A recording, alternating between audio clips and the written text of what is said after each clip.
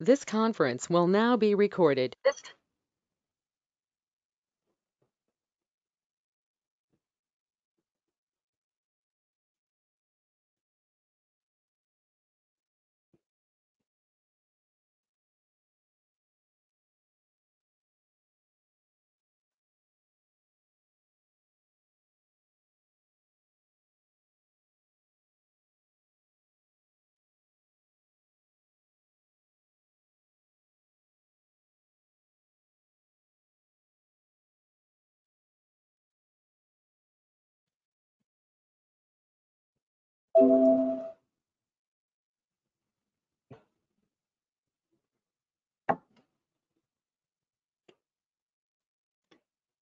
So good afternoon, everybody.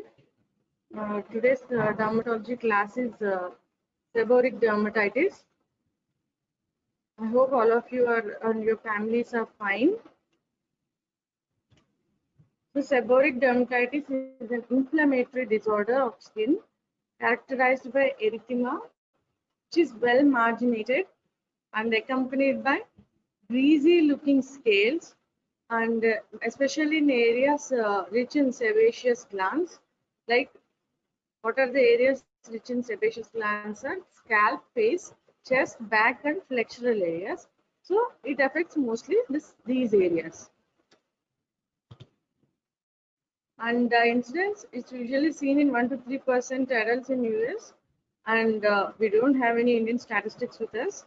The incidence is much higher, especially in immunocompromised like HIV infection, and also in Parkinson's disease. So what is the etiology of this disease? Mainly the reason is seborrhea, that is excess of sebum secretion is seborrhea. And many normal young adults, they have like oily looking skin, but not seborrheic dermatitis. Not every oily looking skin is skin is seborrheic dermatitis. And acne is associated with seborrheic skin and has a distribution pattern similar to that of the seborrheic dermatitis. So because that also affects the sebaceous glands. But there is no increased incidence of seborrheic dermatitis in acne patients. And the seborrheic dermatitis is not a disorder of sebaceous glands. I mean, it's because of the sebum secretion rate is normal actually. Only in acne you will see seborrhea. It may be concluded that seborrhea may be a predisposing factor, but not the primary etiological factor in seborrheic dermatitis.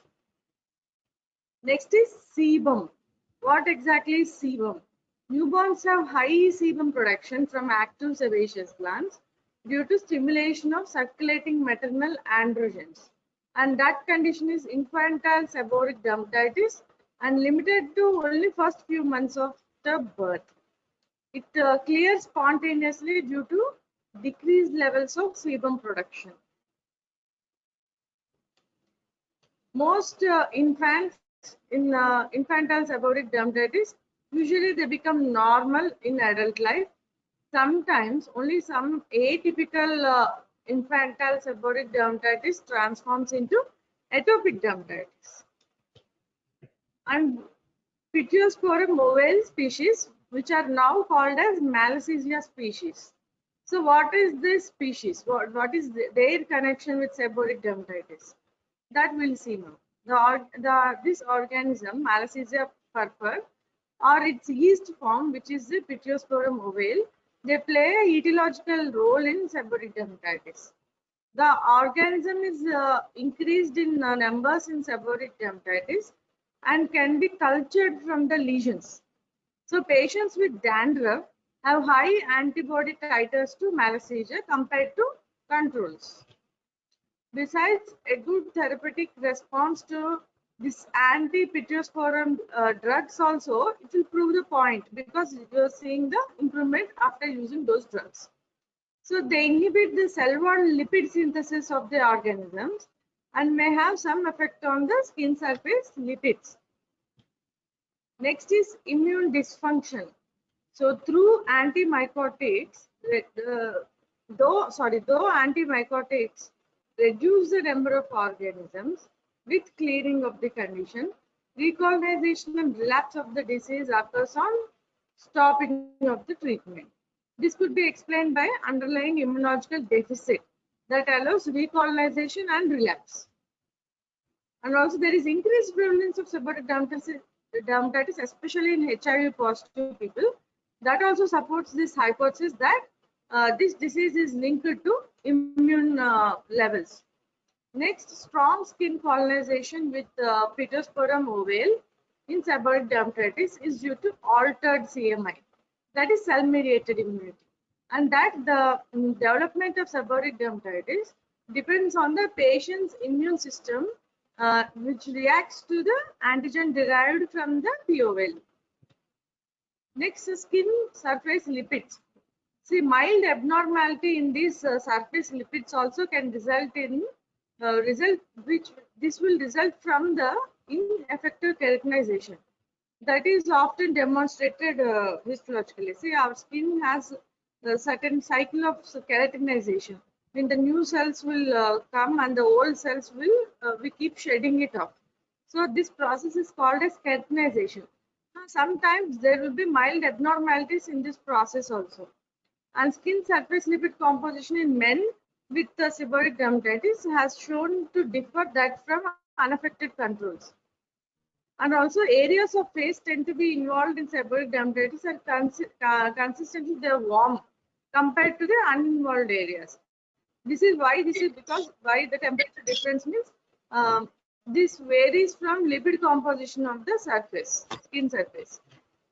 So prevalence of seborrheic dermatitis and AIDS ranges from 34 to 83% in general studies, different studies, are as opposed to 1 to 3% in general studies.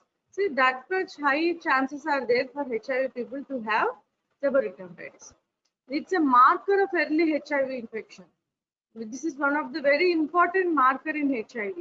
People with consistently present seborrheic dermatitis, which is very extensive, that is a marker of early HIV infection also. And incidence and severity are closely related to the stage of HIV infection and inversely correlate with the absolute CD4 and helper T cell counts. This increased incidence is ascribed to enhanced growth of POL secondary to immunosuppression. Because there is no immunity present, the organism is growing by leaps and bounds in that patient. Next, seborrheic dermatitis and Parkinson's disease. Why is it more in Parkinson's disease? These people, they tend to have seborrhea and seborrheic dermatitis, but the severity of seborrhea does not correlate with that of Parkinson's disease. A study found an elevated circulating alpha melanocyte stimulating hormone in Parkinson's disease patients, supporting a hypothesis that changes the levels in sebums, the sebum levels, and they are due to the endocrine rather than the neurotropic factors. Next, seborrheic dermatitis and can be seen in other mood disorders also, and alcoholic pancreatitis, hepatic cirrhosis, Down syndrome, and dermatological disorders such as rosacea, acne, and diseases associated with the Malassezia species like versicolor and folliculitis. So, seborrheic dermatitis can be present with these conditions also. And coming to the clinical features, seborrheic dermatitis is a biphasic, that is seen in very much seen either in infancy or in the adult life. And in adults, usually does not start before the third decade, but it may occur up to the sixth decade. In infancy, there is equal incidence in both males and females, and in adults, it is most commonly seen in males. These are the clinical patterns of seborrheic dermatitis. One is infantile, the other is adult form of the disease. So the infantile form of the disease can present as one cradle cap, which affects the scalp of the newborn. Next, trunk, especially flexures and napkin areas, And there is another called as Lener's disease, non-familial form, and familial C5 dysfunction form. These are the infantile forms. Next, coming to the adult form, scalp, in which it can be present as dandruff or inflammatory. That means it can this will extend to non-hairy regions also, like the post-auricular region, and also face, blepharitis and conjunctivitis can also seen. This is one form. And in the trunk, there are like 5 different types of presentation.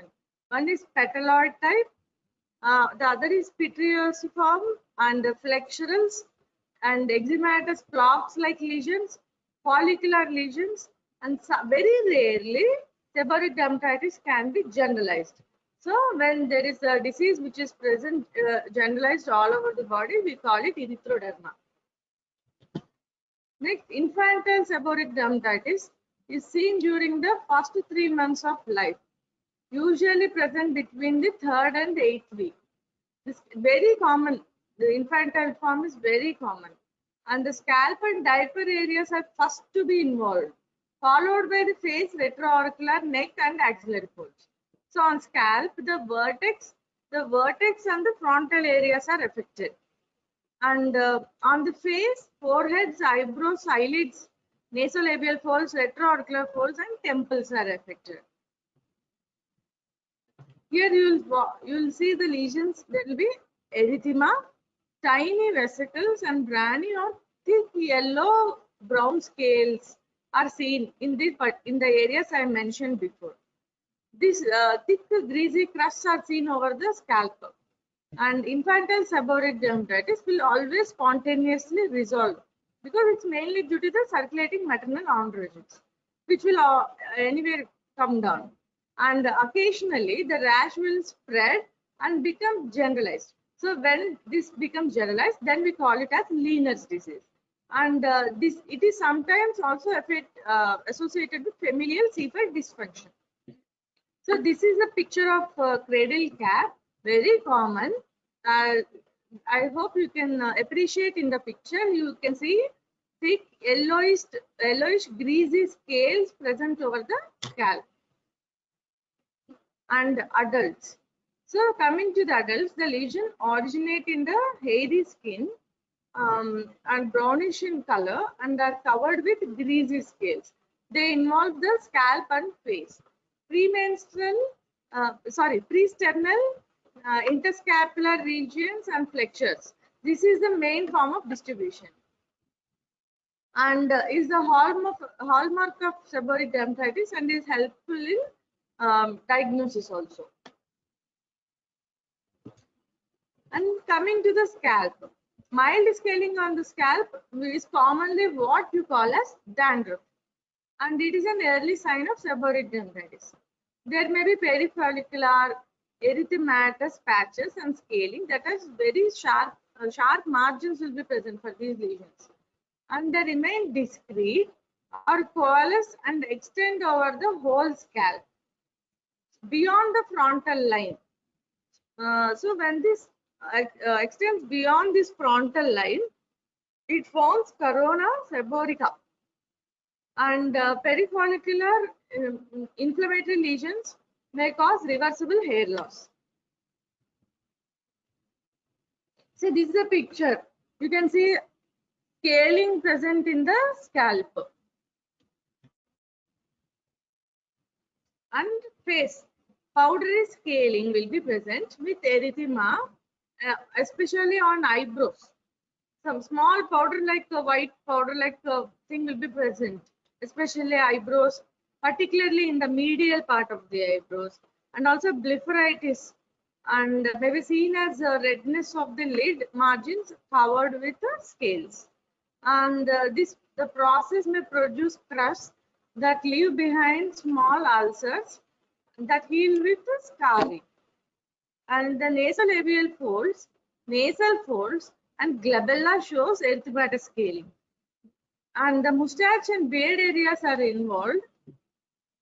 See, this is a picture. You can see the first picture. The scaling is present over the eyelid And also the eyelashes also. This is blepharitis. And the same thing in the second picture, you can see the medial part of the eyebrows, there will be scaling present. And yes, in retroauricular folds, scaly erythema is followed by painful fissures. Sometimes here there will be fissures will be present. This can be seen in babies also sometimes. And later crusting with serous discharge is seen. And the lesions will extend to the adjacent region of the scalp. And secondary bacterial infection can occur and otitis externa can occur. Sometimes the pinna on the sides of the neck also are involved. See, this is a picture of retroauricular folds. You can see there is erythema and scaling. And coming to the trunk, common areas involved are the, like I said, pre-sternal and interscapular regions. Shoulders may be affected, and many patients have numerous scattered follicular brownish papules with greasy scales. The lesions may coalesce to form a circinate pattern, means like flower petals, like petaloid lesions. And some patients develop pityriaciform-like lesions, means like lesions like PR. They are widespread, and papillosquamous lesions with erythema can also be present. See the first picture. First picture is having lesions in the pre-sternal region. Also in the second picture, you can see the lesions, that is erythema present in the erythema and the scaly lesions which are present in the pre-sternal region. So another picture involving the interscapular folds and also shoulders, extending over to the shoulders. Now flexures, the inguinal, perineal and axillary folds along with the umbilical regions show well marginated erythematous lesions with greasy scales. Sweating friction and the resultant maceration cause fissures covered by crust. Sweating friction and resultant maceration, they cause fissures which are covered by crust, and these crusts are formed by the serous exudate. And the genitals in both sexes, they develop erythema, scaling and oozing and crusting. And secondary infection by bacteria is also can be seen. Usually Staphylococci and Streptococcal is a species which cause this. And Candida is also quite common in the flexures region. And also seborrheic dermatitis sometimes becomes generalized, leading to exfoliative erythroderma. And seborrheic dermatitis in HIV patients, like I said, it's a marker for early HIV and AIDS, and it is more severe, more widespread, and involves usually uninvolved areas of the body, like those areas which usually we don't see getting involved in normal patients. That areas also will get involved in HIV patients, like extremities, hands and legs, which we don't see in the normal people. And the lesions are more erythematous and they are more scaly and sometimes thick also, hyperkeratotic and very scaly, like psoriasis can be seen. As the disease becomes more advanced, the lesions spread and they exacerbate, and due to the enhanced growth of yeast secondary to immunosuppression. And the clinical picture seen in HIV infection should be termed as seborrheic dermatitis like dermatitis in AIDS. That is the name which is given to the seborrheic dermatitis in HIV. And now coming to the treatment. Treatment is very common. I'm sure all of you know some treatment to dandruff. So now we'll see what exactly works properly. Now coming to the treatment can be topical and systemic. First coming to the topical, selenium sulfide. This is present in many shampoos, including Head and Shoulders. So it's a what is the action is? It's keratolytic. It is the most commonly used sulfur-based shampoo. And next is tar. Coal tar or its extracts are also effective like selenium only. And lithium succinate. 8% lithium succinate ointment is also useful, especially in those with AIDS.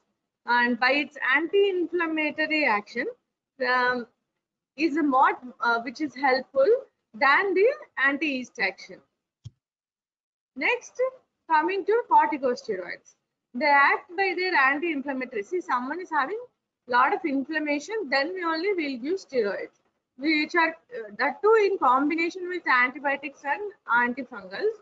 And usually we give only low potent steroids because it is scalp skin. Next, coming to the antifungals. Now coming to the zinc. Zinc pyrithione, non-specific keratolytic action will be present, and effective as 1 to 2% shampoo for seborrheic dermatitis, often combined with coal tar or ketoconazole. Now coming to the azoles, they inhibit the conversion of lanosterol to ergosterol, an essential component of this fungal cell membrane. This is a fungistatic action. So some azoles, including itraconazole and ketoconazole, have anti-inflammatory action. So they have both fungistatic and anti-inflammatory. So ketoconazole 2% cream is effective in treating non-scalp seborrheic dermatitis, and 2% shampoo is effective in dandruff and seborrheic dermatitis of the scalp. So if it is scalp, we'll give shampoo. If it is other areas of the body, we can give cream, which are both 2% ketoconazole. So this is what we usually write in the OPD. Ketoconazole is the most popular treatment, and it can be used twice weekly, this shampoo. And next is cycloperoxolamine. This has both antifungal and anti-inflammatory activity. 1% shampoo and 1% cream both are available. Can be given for scalp and face respectively. Next, coming to the salicylic acid. Again, another keratolytic action, especially for severe, very thick scales will be present. Then, and also ointment can also be used, not just shampoo. And phototherapy, another option, especially for this unresponsive cases. We give UVB phototherapy. We have a chamber in our department, so we'll give phototherapy in that in the UV chamber. And coming to the systemic treatment, this is required for very severe and extensive seborrheic dermatitis, that is recalcitrant and which also causing psychological problems. And one option, like I told you, azoles are effective. Hence, ketoconazole is the first option. 200 mg per day orally for 7 days is effective. If it is itraconazole, it is same dose, 200 mg per day for 7 days. And coming to the terbinafine, it also has some anti-inflammatory activity, but may not have when given orally. So the terbinafine should not be given orally, only topically. You can give terbinafine. There is evidence that the efficacy of oral itraconazole and terbinafine is due to their secretion in the sebum.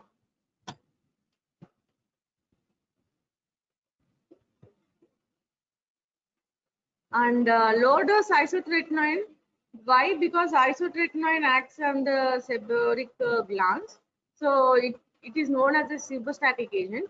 It is given for several months and is useful in this very stubborn cases. We don't usually give isotretinoin. Now coming to the prophylaxis. So many people will ask you what we should do if we don't want to get dandruff. Then this is a prophylaxis. It's a relapsing, often lifelong disease, seborrheic dermatitis. And so prophylaxis is necessary. That is why ketoconazole shampoo, everybody should use it once a week.